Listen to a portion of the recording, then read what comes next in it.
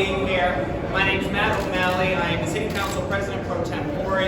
I am the Chair of the Council's Environment and Sustainability Committee, and I am so excited to be with each and every one of you today. We are holding this little media availability because in about a half hour, a little bit less than a half hour, at the council meeting, we're going to put forth a vote on the BERDO 2 amendment, and it's going to pass. And this is going to be one of the most consequential pieces of legislation that Boston has done, and I would argue that most cities, or any cities, have done, not only in the United States, but internationally. This will fundamentally change the trajectory of decarbonization. This is going to make sure that Boston leads on not only energy efficiency, but building a cleaner, greener, safer city, commonwealth, country, and planet for generations to come. I have 3 months left being a city councilor in this city, and this is the thing that I am more proud of than anything else. And I'm proud of it because it was the best collaboration we've seen of any legislative initiative that I've been a part of. You're going to hear from several of my colleagues, many are here behind us, but I wanted to specifically acknowledge Mayor Tom Menino, with whom I worked on passing the first BERDO. Mayor Marty Walsh, who was absolutely instrumental in getting this done, and Mayor Kim Janey, who's getting us over the finish line as well. And specifically wanted to acknowledge Chief Mary Emma White-Hammond, who's been an integral partner through this work, Commissioner Allison Breezius, who has been our quarterback every step of the way. I have never been part of a collaboration between the legislative and the executive branches of government here in Boston, and this is something we are incredibly proud of. So I wanted to thank my colleagues for being here. You're going to hear from some of them, and then we'll open up for questions. Thank you, Councilor Flynn, Councilor Baker, Councilor Mejia, Councilor Brady, Councilor Block. Thank you, Councilor Savi George, Councilor Wu. And I'm now going to turn it over to my incredible partner in this work, the Chair of the Government Operations Committee, Councilor Lydia Edwards, who has a couple of quick remarks. Councilor Edwards.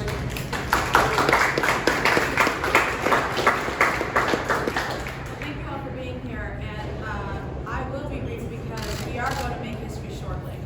And we're going to do that because of the work that so many of the advocates and organizations for years have pushed for the future that they know their children's children deserve, and is only possible if we take action today.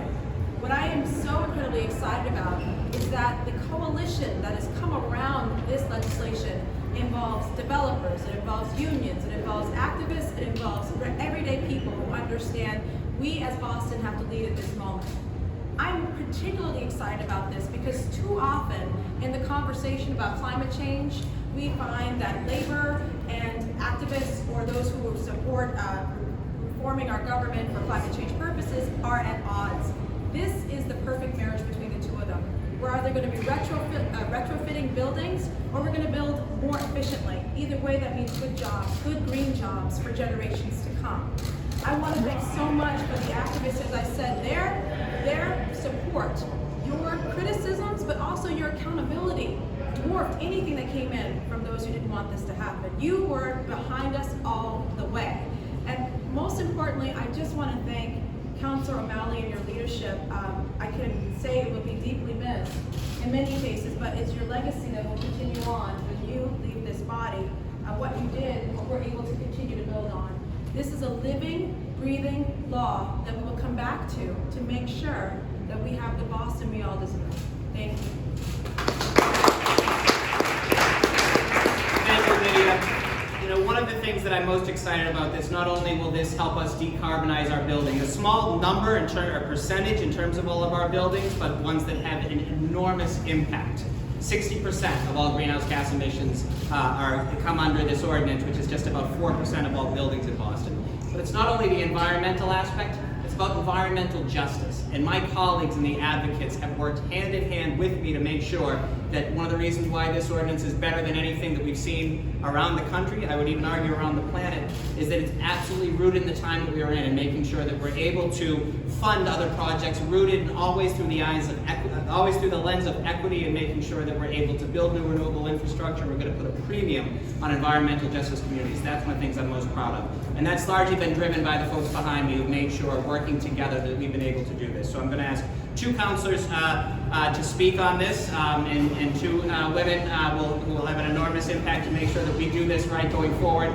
First up is going to be Councilor at Large Anissa Asaibi-George, and then it'll be Councilor at Large Michelle Wu. So Councilor Asaibi-George, please. I'm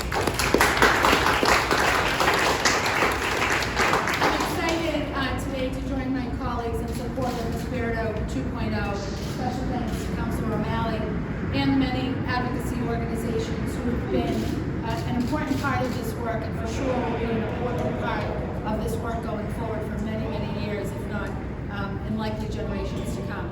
All of us up here have said time and time again that Boston is in a climate emergency and that we need climate action. Those in city government must do everything that we can to ensure that we are creating a healthy, safe city for all. It starts by embedding climate action into everything that we do, from sustainable transit to our neighborhood planning process, to green infrastructure and buildings. BERDO 2.0 will take it a step further. We are setting real targets and requirements as a city to respond to this climate emergency, practically and responsibly. I'm proud to vote in favor of this legislation today at our council meeting and work alongside our residents, our advocacy groups, and our business community to implement it. With policies like BERDO 2.0 in place, coupled with tackling air pollution, improving public transit, growing our tree canopy, and centering our community in this work, we can and will lead on climate. I'm grateful to be here with all of you, and certainly grateful to be with colleagues today. Thank you. Thank you, Councilor Asaibi-George. And our final speaker, and then we'll open up to questions on BERDO. Someone who's been a great partner and friend in this and so much work. Please welcome Councilor at Large Michelle Wu. Good morning. I'm just here with a word of thanks for so many who have shepherded this through, starting with our lead sponsor, chair of this committee, and someone who has been a partner on so many ways in which the City of Boston has shifted what is possible and proven that we can take action at the city level. I want to thank so many of the advocates and friends who are here, organizations who have been pushing from all angles to ensure that we were not only meeting this moment, but doing so with community members driving that conversation. What I want to focus on just for a little bit is that every time we talk about legislation, about legal language, we are actually talking about lives and livelihoods. We are talking about people and families. And so you'll see when you read through, there's a lot of language in there about emission standards and this and that and buildings. But we are really talking about the people inside, the people who will come in generations afterwards, and to understand that at the city level, we can take on big challenges. The Green New Deal, climate justice. This is about saving lives in our communities. This is about the difference in temperature between Roxbury, where we don't see the same tree cover, where we see asphalt having paved over so many of the open spaces, and West Roxbury, where we see tree canopy. 10 degrees difference means lives lost now and in the future. Climate change is about displacement as well.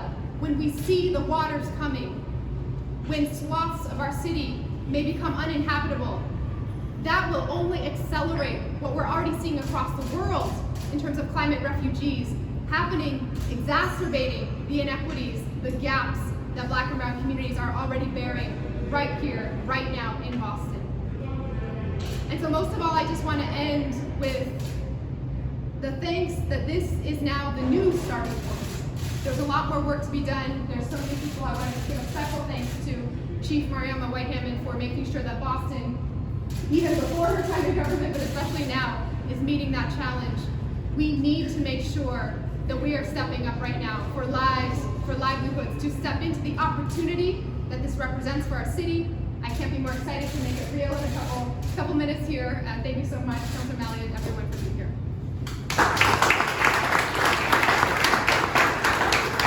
Thank you, Councilor Wu. I also want to acknowledge we're joined by City Councilor Andrea Campbell. Thank you for your incredible leadership and partnership here, Councilor Campbell.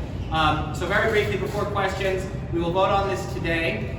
There will be a period where the regulation, it will pass, There'll be a period of regulations where they're drafted and gone over. The next mayor, who is standing behind me, will then be working with incredible advocates and groups to put together a panel, an advisory group.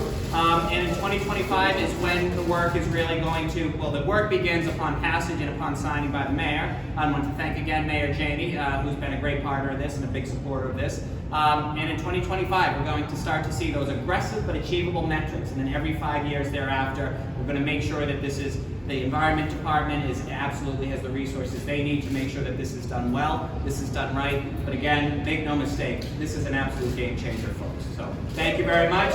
Happy to...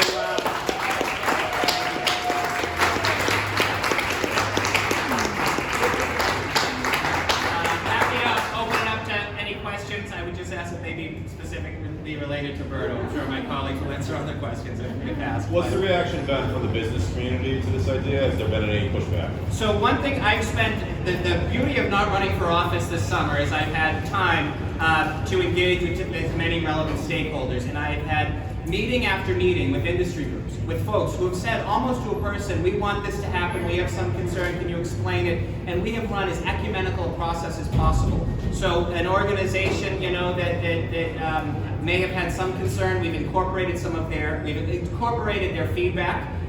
We may not have given them everything that they wanted, but we've been willing partners in the drafting phase. It's one of the reasons why through 2 marathon working sessions, through a hearing, through a standalone listening session, we've been able to work, and you are now seeing business community groups supporting this, putting out letters of support. When we passed BERDO 1.0 8 years ago, it wasn't a unanimous vote. And this very morning you had industry folks walking around 8 years ago trying to defeat it. That's not the case. I don't presume to speak for every business community, but I've been very impressed and grateful with the number of business folks and development groups who've been willing partners.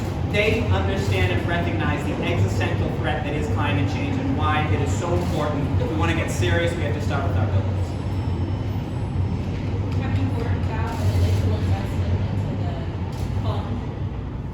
Well, so the question is, have we worked out initial investment into funds? That's going to be determined by as an alternative compliance method. My hope is that everyone is fully complying with this and we're able to work with them and give them the guidance to do so. That likely won't be the case, but when that is the case, it's more prescriptive on how that money is used. Again, always centered and focused on EJ's communities, looking at renewable infrastructure, looking at the buildings themselves to make sure that we can help retrofit some of those buildings. But that's going to be really the advisory board working with the Environment Department and the next mayor and making sure that that's handled. It's going to be 9 members. So the only it's written that the chair of the council's committee on environmental sustainability, which is me, will be a member. But I likely will not have this title for much longer. So that will be one, and then it's really going to be part of the regulations. We have a proviso that we're going to make sure that community-based organizations play a leadership role in naming 2/3 of the seats. But that's going to come during the regulation period, working with the next mayor and the new council in January. Sorry, yes. Will there be adequate funding at city level for people who are monitoring and implementing BERDO? Yes, we will make sure, and one of the reasons why, it is, I am so grateful for Councilor Society George and Councilors Wu, who have been so supportive of this. We know that there's going to have to be an investment in next year's budget, and I know the councilors behind me that will remain on the body next year are going to continue to push that, but I have no doubt that this won't be absolutely funded, so it's done well. Thank you. Any other questions, everybody? All right, we have a bill to pass. Thank you all. Be safe.